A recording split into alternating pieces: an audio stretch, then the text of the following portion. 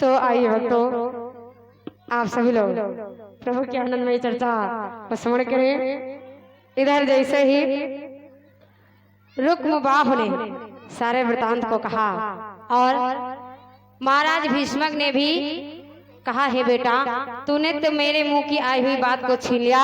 मेरी भी यही इच्छा है कि हमारा दामाद वही कृष्ण कन्हैया लाल राघवेंद्र सरकार कहलाए जावे। और जैसे ही पिता और पुत्र में ऐसी वार्तालाप हो ही रही थी, कितने में रुक्मबाहु ने अपनी म्यान से तलवार को खींचा और बड़े जोरों के साथ में डांट करके कहने लगा, रे पिताजी सुनिए कि बोला खुशामदीना कारो, कि बोला खुशामदीना कारो, हाँ करते लाज न आई है।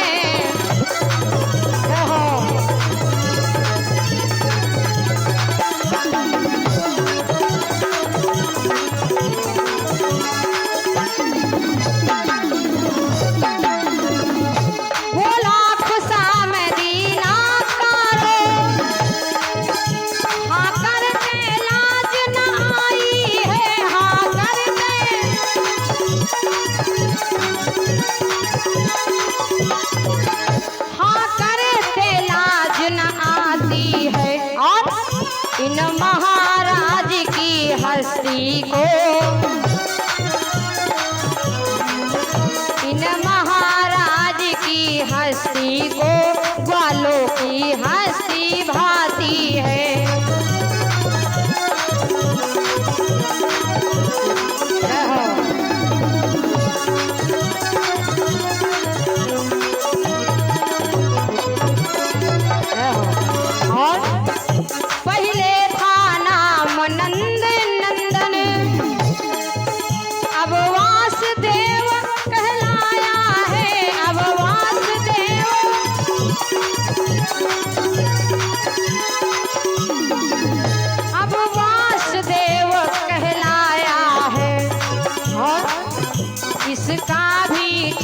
प्रमाण नहीं, इसका भी ठीक प्रमाण नहीं, किसने जाया कब जाया है।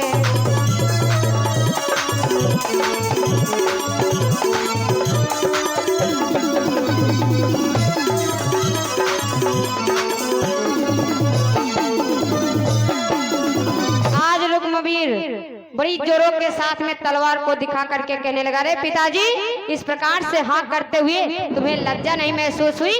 अरे उन ग्वालों अहीरों का जूठा मीठा खाने वाला उस नंद नंदन को आप अपनी बहन अपनी पुत्री दे देंगे?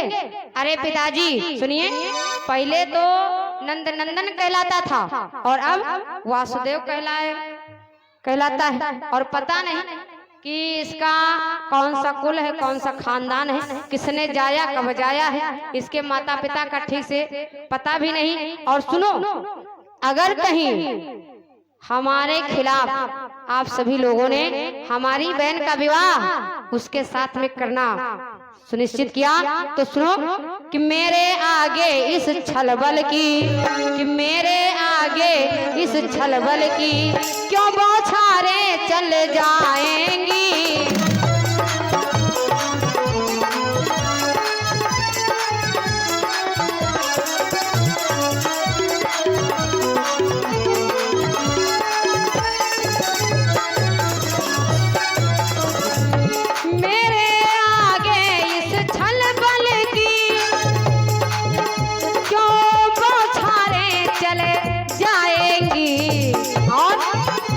जो ये शादी की होगी, जो ये शादी की होगी तो तलवारें चल जाएंगी।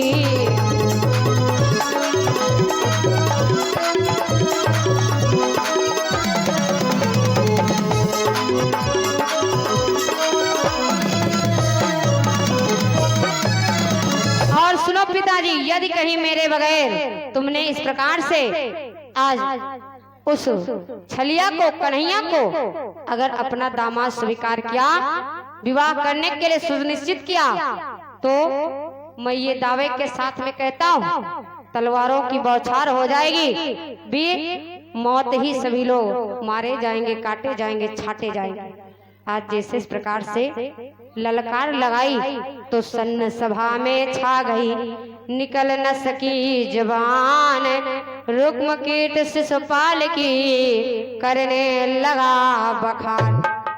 आज जैसे इस प्रकार से जोरों के साथ में डांटा पिता भीष्मक को और अपने भाई रुक्मबाहु को, तो सारे दरबारियों में, सारी सभा में सन्नाटा सा छा गया। और फिर रुक्मवीर शिशुपाल की कीर्ति बखान करने लगा। और इधर जबरदस्ती ही पंडितों ब्राह्मणों को बुलाया और अपनी बहन का टीका कहाँ भेज दिया? चंदेली के राजा महाराज शिशुपाल के वहां। अब जैसे ही ये टीका चंदेली के राजा महाराज शिशुपाल के वहां पहुंचा तो इधर कुंदनपुर राजधानी में बड़ा ही हलचल हो गया कि देवी रुक्मिणी का विवाह किसके साथ में होने के लिए सुनिश्चित हुआ है?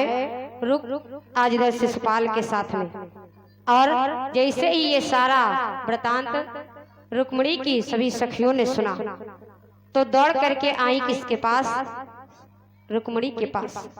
और रुक्मिणी से कहने लगी कि सुना रुक्मिणी ने जहाँ अपने हित शिशुपाल, तड़प उठी बेचैन हो सकी न दे हैं संभाल। आज जो सखियां थी रुक्मिणी की सभी ठिठोलियां करने लगी, हंसी करने लगी। बहना अरे अब तो ये ज्ञान ध्यान पूजन हवन तेरा सब ठौर ठिकाने आ गया। क्यों? अब तो तेरा विवाह, तेरे पिताजी ने तेरा विवाह किसके साथ में करने के लिए सुनिश्चित किया है? चंदेली के राजा महाराज शिशुपाल के साथ। अब जैसे इतना कहकर के सभी सखियां हंसने बिलखने लगी, आज मुस्कुराने लगी, तो रुक्मिणी उदास हो गई, चिंतित हो गई, निराश हो गई और कहने लगी बहना अरे ये तू खुशखबरी लेकर के आई हुई है और इसके उपलक्ष्य में तू मुझसे पुरस्कार मांग रही है। तो ये बहना ये खुशखबरी नहीं, ये मेरे लिए बदखबरी है। अगर मेरी मृत्यु की सूचना तू ले आती तो शायद मैं तुझे कोई अच्छा पुरस्कार दे देती, और तू इस प्रकार की बदखबरी को लेकर के आई हुई है। तो सभी सखियों ने कहा बहना अरे इसका क्या मतलब? सभी लड़कियां चाहती कि मेरा भी विवाह हो, मेरा भी घर परिवार हो, और आप इस प्रकार से शादी विवाह जैसे ही मैंने बताया आपका टीका चंदेली के भूप महाराज शिशुपाल के वहां भेजा गया तो आप निराश हो गई, रोने लगी। इसका मतलब क्या है? तो आज रुक्मिणी ने कहा कि हे बहना सुनिए कि रुक्मिणी ने उत्तर दिया, सुन सखी चतुर सुजान, पति वो है जिसके लिए हो दिल में अस्थान। अरे तू इस प्रकार से शिशुपाल को हमारा पति कह रही है तो ना, उससे तो सभी लोग भय खाते हैं, सभी डरते हैं। यहाँ तक मनुष्यों की तो बात छोड़ दो, देवता भी आज उससे डरते हैं, भय प्रतीत करते हैं। और हे देवी, हे बहना, तू उसे उस राक्षस को मेरा पति बता रही है तो सुन, पति वो होता है जिसके प्रति दिल में मोह हो, प्रेम हो, लगाव हो। ऐसे पति को अपना पति स्वीकार करना चाहिए। कहा तो है कौन? तो आज देवी रुक्मिणी ने कहा, बताया क्या कि हमारे तन मन धन है कौन? कृष्ण देवकी नंदन। बतलाने लगी कि सांवरिया मेरा यार। आज देवी रुक्मिणी ने भाव दर्शाया कि बहना मेरे पति है, मेरे तन मन धन कौन है? कि सांवरिया मेरा यार और कोई यार नहीं। सांवरिया मेरा यार और कोई यार नहीं।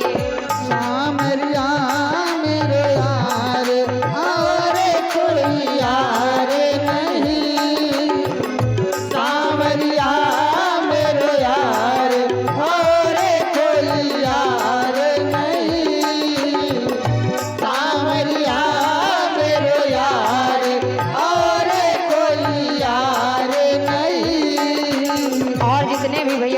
ज्यादा लोग बैठे हुए हैं, सभी लोग उस परम पिता परमेश्वर को अपना यार, अपना इष्ट मित्र समझें, तभी सभी का कल्याण है। और सभी लोग ताली बजाएं और भगवान के नाम को स्मरण करें। जय हो।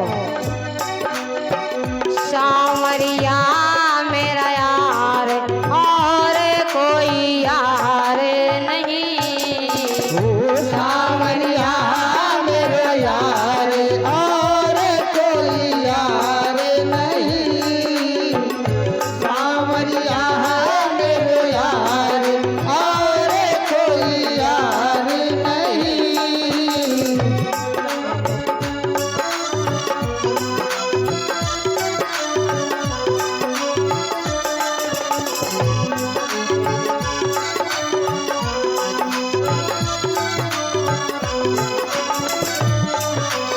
और रोहिणी नक्षत्र कान्हा जन्म लियो है, रोहिणी नक्षत्र कान्हा जन्म लियो है, रोहिणी नक्षत्र कान्हा जन्म लियो है, रोहिणी नक्षत्र कान्हा जन्म लियो है।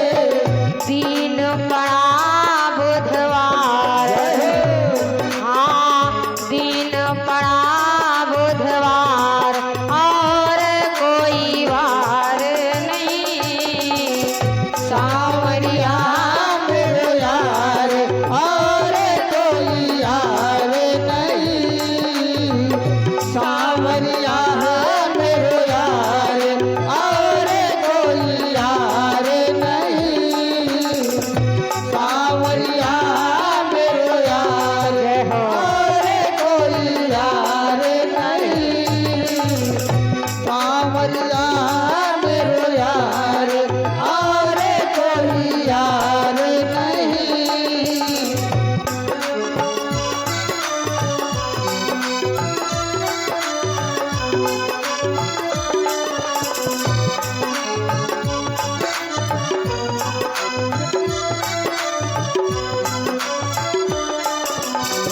वादा करके जन्म लियो है, वादा करके जन्म लियो है, वादा करके जन्म लियो है, वादा करके कान्हा जन्म लियो है।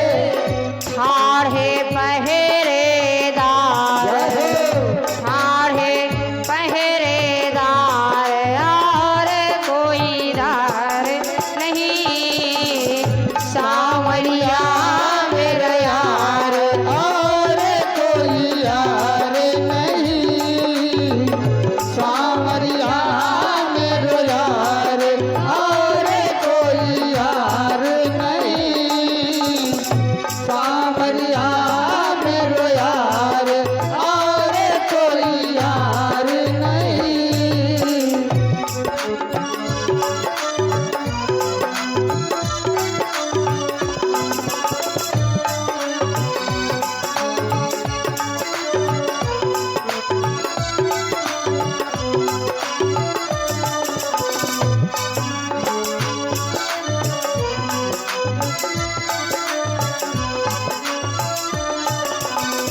लेकर के वसुदेव गोकुल चले हैं, लेकर के वासुदेव गोकुल चले हैं, लेकर के वसुदेव गोकुल चले हैं, लेकर वसुदेव गोकुल चले हैं। यमुना जी बहती अपार, हाँ यमुना जी बहती अपार और कोई वार नहीं, सांवरिया मेरा यार और कोई यार नहीं, सांवरिया मेरे यार और कोई यार नहीं, सांवरिया मेरे यार और कोई यार नहीं।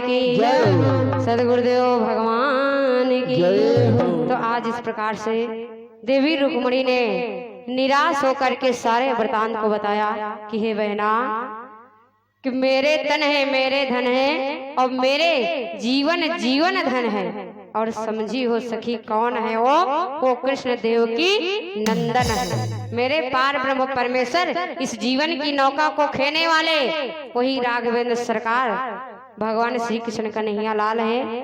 और यदि उनके बगैर मेरी शादी यदि शिशुपाल के साथ में हो रही है तो हे बहना, इसके उपलक्ष्य में देखना किसी दिन हमारी ये मृत्यु की शरीर तुम्हें पुरस्कार में मिल जाएगी। आज इस प्रकार से जब देवी रुक्मणी ने सारे वृतांत को बताया तब तो कहा, तो हे बहना अब क्या होगा?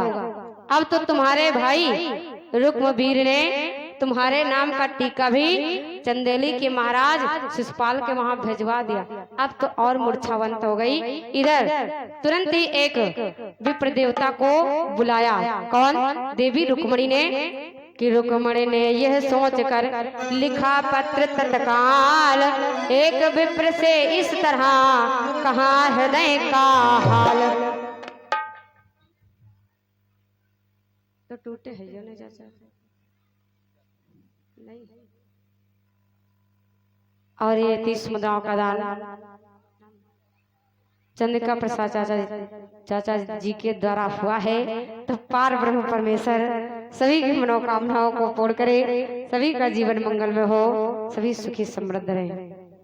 तो आज देवी रुक्मणी ने तुरंत ही एक फरमान को लिखा और एक विप्र देवता को बुलाया, सारे वृतांत को बताया और कहा, हे द्विजराज, हे विप्रवर, हे ब्राह्मण देवता, मेरी ये पत्रिका द्वारिकाधीश भगवान श्री कृष्ण कन्हैया के चरणों में अवश्य ही जितनी जल्दी हो सके पहुंचा दो। और यदि नहीं पहुंचा पाओगे तो सुनिए महाराज, कि द्विजदेव तुम्हारी बेटी हूँ।